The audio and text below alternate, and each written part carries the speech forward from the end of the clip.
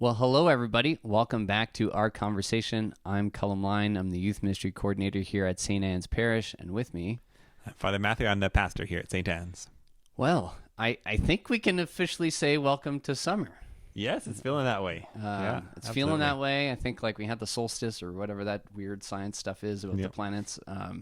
And it's the weird thing when we're like summer starting, but the days are already getting shorter technically, which is this weird I'm just thing. going to enjoy it. Just going to enjoy that. It was out there. I was like, I I was weeding in my garden to like, and I was like, I feel like it might be late. And it was like 9:45. Wow. But there's still tons of sun. Yeah, so Awesome. that was fun. But And I've been doing a few end of year things for some of our schools. We can't do in-person masses in the same way, but various kinds of connections we're able to do to celebrate. It does make it feel like the end is coming. Yeah, sure. I got to help, with putting together farewell for one of the schools, and yeah, it's a tough thing to not be in the same way, but at least I'm glad that the schools and families are trying to mark the occasions. I'm seeing a lot of grad photos, and and I think people are just excited for hopefully a fairly normal summer maybe, and launching we into got some exciting news on the COVID restrictions front. Yeah. As of July 11th, it looks like it'll all be gone. And that'll be a big change for us. And I'm excited to be there for sure. How we do it and how we open up, we're still working out the details, but yeah, we got some ideas. quite exciting. We got a lot of ideas. Got some plans. Yeah. Do I let things out of the bag? We'll come out with the snapshot. We'll roll out. We'll some be rolling out announcements soon. Yeah. So stay tuned. But yeah, we got plans over the next few months, which is fun. Mm-hmm. And my summer is like, it's the best. I'm a playoff guy, so basketball and hockey, the Euros. And, we're gonna get the I see Olympics. your Portugal shirt on there. I got to represent for my in-laws there. I'm not sure. It was a tough game today, I think. I don't know. I was checking in with the wife, but hopefully, as Portugal does well, it's good for my family. Just like my Habs. Go. Yeah, so you can both have Canadians, something go. to celebrate now, which is kind of nice. There you go. So yeah, it's fun. And as the restrictions open, this is like a silly thing, and I was like, man, maybe I can make a trip down to see my family in Calgary and watch my Habs win the Stanley Cup together. Hey. We're massive Habs fans. I was like, that'd be a fun little idea, but we're not quite there yet. You're very, on the very feeding hopeful fronts. making these plans. Yeah. Always gotta believe. Gotcha. Anyways, I have faith, but not like some of the apostles in a boat, apparently, on Sunday. Yes, absolutely. So this homily was about suffering. And really the question of how does God let this happen? And there's a lot of different ways people word that question. Mm-hmm. Why do bad things happen to good people? Or if God is good, why is there evil? If God is good, why do we suffer? And we really face that a lot in these readings today. First of all, with the gospel, which is the story we all know of Jesus he's napping. I don't know how many naps in a storm in the boat. I'm curious about that piece. But there's a storm and there's wind and water blowing over the sides, and Jesus is having a nap on a cushion, they say. But of course, the disciples wake him up and they ask this great question, Lord, don't you care that we are perishing? Yeah. And the way they phrase it, especially the don't you care question, is so interesting to me. That's how it was worded and has come down to us.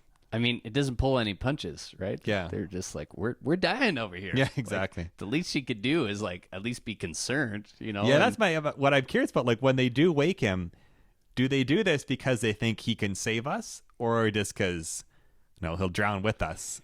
Yeah. Or maybe they didn't even know at this point. They're still learning to know who this Jesus is. It's just an interesting question to ponder. I can't remember if you specifically mentioned that in the homily on the weekend, or as our staff we were reflecting last weekend. I think maybe that came up, and that kind of stuck with me. And it's like, because what you see later, and how he kind of responds to them makes you think that they weren't expected him maybe to do that. No, because it says they're wondering who is this that even the wind and the sea obey him. Yeah. So they weren't really sure he could do it, but but they must have had a sense that if anyone can do it, he can. Maybe that's it. Yeah, or to say like we got to go down together, at least in solidarity, and just to kind of like as we go into more to the Job and to St. Paul into the suffering component is like connecting to that question.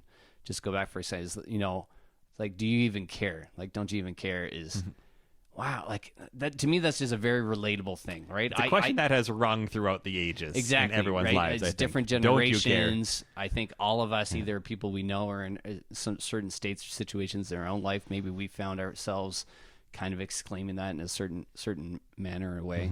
And so it's one of my favorite gospels because I struggle with it, because it's like I've been there. I've been in that boat, and I know people have been in a lot worse boats and storms compared to my own. But how easy do I end up kind of in their same disposition. And Yeah. I like that you went to Job to maybe give us a clue of how to work through it. Yeah, well, that's the readings that we had were wisely put together, because we do have this question of, Lord, don't you care? And when we face that question, what do we do? It's kind of where I want to get to. Mm-hmm.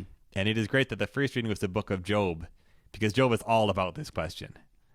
And you were saying before, you feel like Job is kind of an underappreciated book of the Old Testament. Yeah, Is that I caught myself, not right? Because well at known first I enough? was like, oh, it's misunderstood. We love to say that about our faith. I know our teaching is misunderstood. And I was like, Job is misunderstood. And I was like, wait, it's not even misunderstood. known. Nobody reads it. Yeah. You know, like because if you read it pretty straight through, it's a pretty blatantly obvious story, right? Yeah. And kind of it's pretty clear what's kind of being presented. But I think, and you were saying it's like one of the underappreciated organs. Well, I think right? it's the Oregon of the Bible. I mean, because Oregon is, I live there in the state of Oregon. It is a beautiful state, but most people just don't know about it. People don't notice how beautiful it is. So there's the secret. If you're on a vacation when you can, go to Oregon. Okay, So it's add beautiful, but people don't know about it. So that's why. Yeah. I was Job also, is the when you Oregon first of the Old mentioned Testament. Oregon, to be honest, I was thinking you were going to mention one of the underappreciated organs of your body. Oh. That keeps you alive, but you don't think about. Yeah, I don't know how that works. But he says go visit the forests of Oregon. Absolutely. And the oceans and everything. Okay. It's beautiful. So, but to Job now. What do we like so much about Job?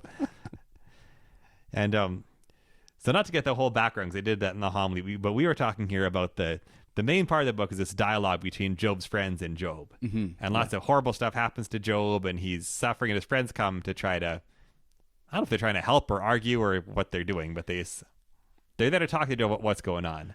It's interesting. What was their purpose? Yeah. And I guess we'll go into this in terms of like kind of the twofold way that they respond and Job kind of responds, right? Mm-hmm. And then God kind of interjects into that.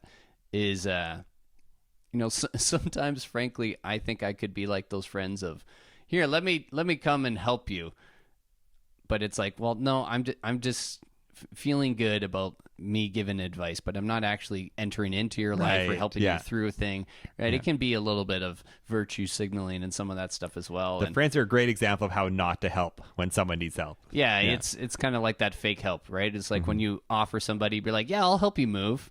When you 100% know, like, I'm out of town, I'm never, like, I hope they never take me up on that offer, right? It's like these feints of actual care, but it's, Or if someone like loses their job and you just want to lecture them about what they could have done differently to keep it. Like, you got to understand what's happening first before you start to lecture the person. Yeah, I that's was a like, good not point. you, just in general. yeah. But the main point the friends make, this is how I summarized it, is the friends' main argument is we can make sense of this. We can understand why God would let this happen. Don't question God. We can understand this. Don't question God. Mm-hmm. And Job's response again and again to his friends is, this does not make sense. I will question God. Yeah. And what I find so interesting about this is the end, God does appear, and he appears, we hear in the whirlwind in the reading, and he talks to them. And he has some challenging things to say to Job. But he also says to the friends, he says, you have not spoken rightly of me as my servant Job has. Yeah, and it was funny when you mentioned that. You were kind of like, it's reasonable sometimes in first encounter to be like, you think maybe the omnipotent, all-perfect God would side with the friends. Yeah, right? Like that this makes sense. Don't question me. you know. But God says that's not the right response. Yeah, so it's it kind of is one of those, just It's an unsettling book. yeah, it's unsettling. It kind of cuts through, knife and butter a little bit, and just kind of makes you stand alert a little bit and to say, oh wait, like, am I approaching things maybe like the friends are, in some situations in my life, or like you were saying, someone else in your circle, who's hurting or struggling, right, or has these pains or sorrows that maybe don't have clear answers, or this, right, like, how are you kind of quickly, to interpret it, and And what would that put you on the spot? Like, what would that look like? Someone who is approaching an issue like Job's friends. Well, yeah, it's not a direct thing, because obviously, I mean, what happens to Job is awful. Yeah. But the example that first came to mind is very different, but is the sense of like, what's the intent of when you go into this relationship in this moment, is sometimes when my wife is struggling with something, I tend to be a fixer, right? Oh, I okay. go in Yeah. there, but it's like, is my desire to fix this situation actually to alleviate the pain or the suffering or whatever is bothering or struggle for my wife right now? Or is it because, I don't like to see you suffer, so it's better if I can just fix it for you. Right. Other than to say, no, I want your burden to be alleviated. And we had some fights, and it's a constant struggle, but in the first couple of years for sure, where she's like, I love that you love me and you want to come in and fix things, but first I need you to just sit with me. Right. So that's the first thing that kind of came to my mind here, right? Is like, what if even the friends, and I mean, they do kind of chat and sit with Job in a certain way, but just shut up and didn't offer any advice for a while, you know? Maybe this would have played out a little bit differently. Yeah. So that's kind of the first. So that's the first. Absolutely, that's good.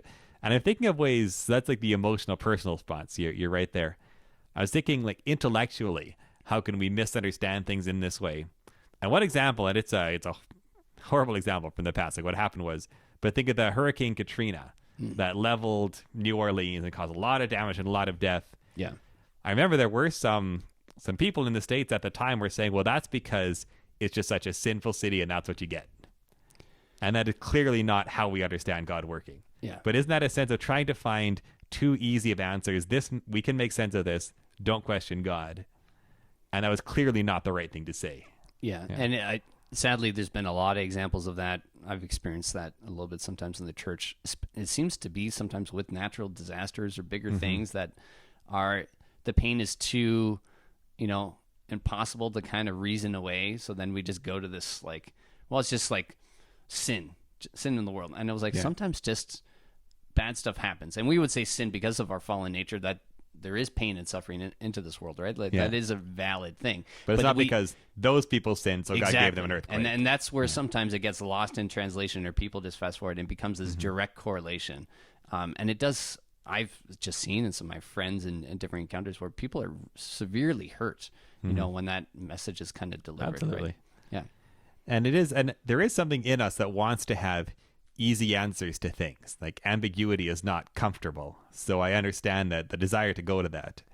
But Job, the whole book says really clearly that's not the way to go. And even if it means for us, I think at this point, it does mean just sitting in that ambiguity that we are not going to have all the answers here right now. Yeah, and it's not a fun space to be, and a little bit of how do I picture this is it potentially a description of the phases of maturing in faith? That the friends are very kind of black and white. Like, right. We believe in a God, he's good in this, so if things aren't going according to plan, well, you deserve it somehow. Yeah. The brokenness is on our side, right? So it's just cut and paste, pretty simple. And I think of like my kids, especially when they're in that 3 to 5 year old phase, when it's like, why, right? There's a cause and effect to everything, and they will keep drilling down. And when you get to that, there's many things in life that are ambiguous. It's just, that's how it is, right? Yeah. And just the lack of fulfillment that gives them, right? That's like they can't sit with that. It's not satisfactory enough. So maybe that's the development of our spiritual life, is being able to get more comfortable, right, in the ambiguity. Right? And maybe to say there are maybe answers, there are ways to grow and trust, but that's not coming from us, right? Yeah. But that will come from God and on God's time and and that's ways. And I think a big part of that, the conclusion of the book of Job, is this call to trust God in the ambiguity, and that the reality is that we don't know everything, but we know the creator of everything. And through that knowledge of God, can we find trust? And that's where I do love the end of the book of Job, where God appears to Job, because God, he gets kind of sassy, if I can use that word. You're that's a little sarcastic at Job. But essentially the way I summarize it is, where were you, little Job, when I made the world? Yeah. And then God goes on for quite a while describing all the things that he did. And when I laid the firmament and the foundations, were you there? Did you see it? Yeah. And if we don't read it well, we can kind of hear God saying, don't you dare question me. But we know that's not what he means, because he said the friends who did it were wrong. So really what I find God saying to Job there is just, there is more going on here than you can understand. Yeah. And really what he says is true. If I think of how much of the world in existence that I can be aware of, it's such a tiny sliver of everything, right? Even looking at everything happening at this moment in time right now in the universe, I don't have a clue. much less all of time and all of the universe. There's so little that we know. So there's, in a way right now, there's no choice but ambiguity. Yeah. But can we, in that, trust the God who made it all? Yeah, the other word that's coming to me as well, obviously trust is a big through line in all of this, is this is a little random, it just came to, is wonder. Yeah. Is to your idea of I tend to be, I like to control everything that I can control. And I think I can control a lot more than I actually can, and that's a big tension in my life, and a practice of surrender. But the people that attract me, honestly, that I'm kind of drawn to are the people who are filled with wonder, almost the people who are like, have surrendered to this fact, trusting in God and in creation of like, I won't know everything, but I'm going to be, marveled by what I do encounter. Yeah. Right. And have kind of the eyes, and a spirit of wonder, right? To encounter and to question and to just experience what God allows me to experience, right? I've started to like hold back I used to make a list of books I want to read. And I still have that somewhere to go, but I had to get it out of my view because it was like I was more focused on what I wasn't reading and not enjoying what I was. Oh, okay. Yeah. There's a little bit of this in here. I know suffering maybe is not enjoyment, but in the same sense of like, are we attuned to what God is doing and revealing to us in the here and the now? And it is true. God was working before Job came, and he was working afterwards. And it's the same in our own life too, right? Is sometimes do we have some kind of practice to help us pull back to kind of get that higher view a little bit? Yeah, I like that. And that's when someone is really dealing with really serious suffering, I wouldn't go there. Like, oh, you just need to have wonder at the universe. I don't think you're saying that, but no, yeah. But when we're kind of through that and able to look at the whole world God has made and everything he's given us, wonder is, it's a good flip side of ambiguity. Yeah, and it's maybe on the other side of it, and it helps. I'm just really into examining and like playing out how things happened, but also not criticizing my decisions or what I would do, but to see where God was, because often when I'm in the thick of it, in lots of stuff, is I'm blind and I don't see what God is doing. Yeah.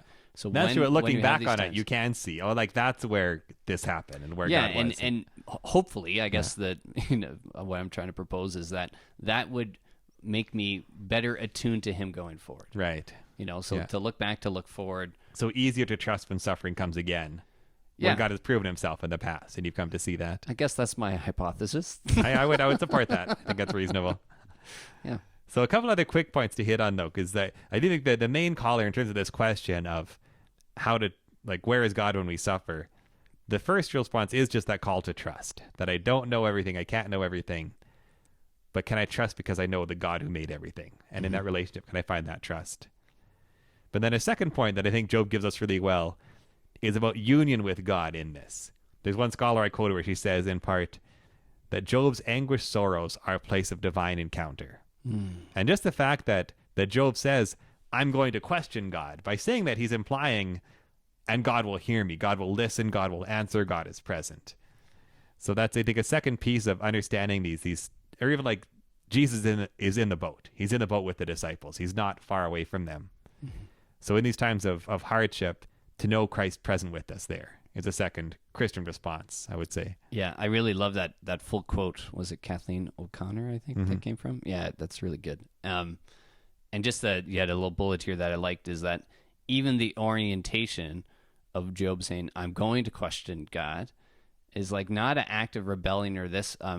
It's kind of a sign of relationship, right? Yeah. That if you're going to go yell or question or get into an argument with somebody, there is maybe at some level some understanding of hope that you'll be heard. Yeah, and the person someone on the other end is eventually maybe going to care to respond. And so there is a kind of a hidden hope a little bit in that, right? Which I think you kind of wrapped up with a little bit with St. Paul there.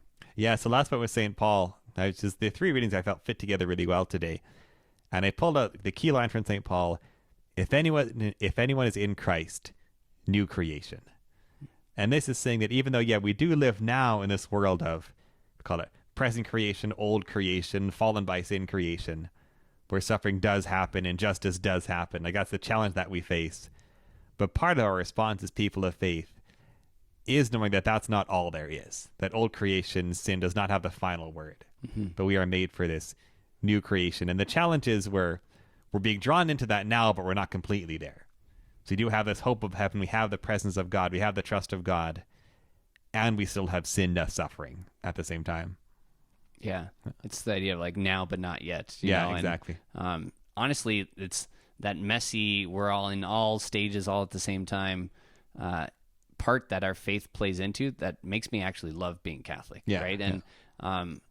And one of my, I can't say favorite, but one of the more beautiful and impactful experiences of my life, often in my faith life, is the experiences of beautiful funerals, right? And how the Word of God plays into that as well. Yeah, right? we are mourning and grieving and hoping and celebrating, and it's I mean, it's a tough, dark time, right? But it kind of encapsulates this Job experience, and it's always good to have that hope that St. Paul's throws down for us. So. Any other challenges, or I think we have a couple announcements we might give here. But partly whenever I preach to myself as much as anybody else, and I face these moments of struggle for sure. Yeah. And if I can just remember to call to mind trust, union, hope in those times, I think it's a really strong Christian response to this reality. Nice. I love whenever the challenge is simple. Like 3 words. That's Trust, easy. union, hope. I can do that. Awesome. Well, I can attempt to do that well. Yeah. Trust, union, hope. I like it. I guess that's it for us for now. We do want to make a little bit of an announcement. We're, as this COVID restrictions may be ending soon, the pivoting doesn't stop. As we try to reopen. But so this original idea was meant to start with a kind of like maybe we should do a podcast at some point and go in there, and then we were doing online ministry on Facebook and YouTube, and this kind of was like the interim, I guess is the word we're looking for. But we are almost ready to launch this as a proper audio podcast. We're going to have a podcast feed that's going to have a few different elements to it. This will be kind of the flagship, but the main part of it as well. And the homilies, I think, will be accessible on there. Yeah, it'll hopefully make it easier for people to get to than having a link on a website. Yeah, especially if you're going for a run or you're doing the dishes and you just want to listen to us and some friends ramble, that will be another way for you to encounter it. So we're just working on a few of the little tech side of it. So we're actually going to be taking kind of a season break, I guess. We're taking the summer. The summer off. Some of us are camping or vacation and different stuff. So instead of being on a week, off a week, we're just going to take a bit of a pause.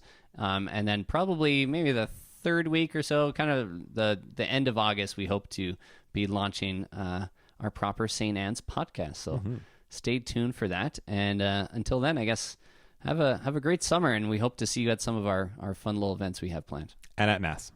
And obviously at Mass. And everything else that we've got going on. And I don't think we don't have to do sign-ups or anything. Starting July 11th. Looks like. We're still waiting to hear for sure from the bishop, but it's looking that way. Okay. Yeah. Well, that's exciting, and as you're comfortable and all this kind of stuff, but we're going to find ways to welcome people back. We're so excited to just be able to gather, openly and freely and still safely, right? So we're excited for what's to come. But until we see you, have a wonderful summer. Take care. Be safe, and we'll see you soon. Amen.